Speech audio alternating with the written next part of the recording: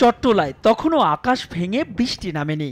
মধ্য দুপুরের তীব্র রোদে ঐচ্ছিক অনুশীলনে 4 টাইগার ক্রিকেটার তানজিম সাকিব, পারভেজ হোসেন ইমন, আফিফ হোসেন ধ্রুব আর তানভীর ইসলাম, যে 4 জনের এখনো সুযোগ মেলেনি কোনো ম্যাচ খেলার। 15 সদস্যের স্কোয়াডে না থেকেও দলের সঙ্গে থাকা সৌম্য সরকারের ফিটনেসের অগ্রগতি দেখে বোঝাই যাচ্ছে ঢাকা পর্বেই ফিরছেন এই allrounder.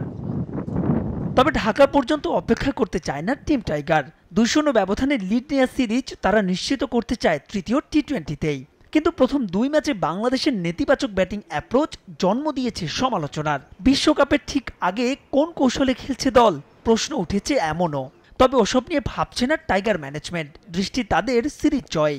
These games, as important as they are, they're all a rehearsal for the World Cup. You play an international series. The first goal of that series is to win the series. We experiment because you want us to experiment. Something goes wrong, and then you'll hammer us for experimenting. So you're never going to win. There's no due around like there was with the Sri Lanka series. So batting first, batting second, I don't think there'll be much difference.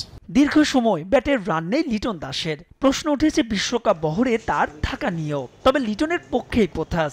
ইঙ্গিত দিলেন টি-20-র মহাযজ্ঞে থাকছেন এলকেডি, আগলে রাখছেন of ফর্মে থাকা অধিনায়ক শান্তকেও। Liton Das is a world-class cricketer. He's one innings away from having an unbelievable World Cup. What he does in the field for us, what he offers our group as a senior player, he does so much more than what you see. Like, he's playing fantastically well, but what's been the most impressive about him is how he's captained this group and how he's led this group. তবে প্রতিপক্ষ হিসেবে শুধুমাত্র Zimbabwe নয়, বাংলাদেশকে লড়তে হচ্ছে বিরূপ আবহাওয়ার বিপক্ষেও। কারণ আবহাওয়ার পূর্বাভাস বলছে সাগরিকায় ম্যাচটিতে একাধিক দফা হানা দিতে পারে বৃষ্টি। মাহবুব রিমন, সময় সংবাদ।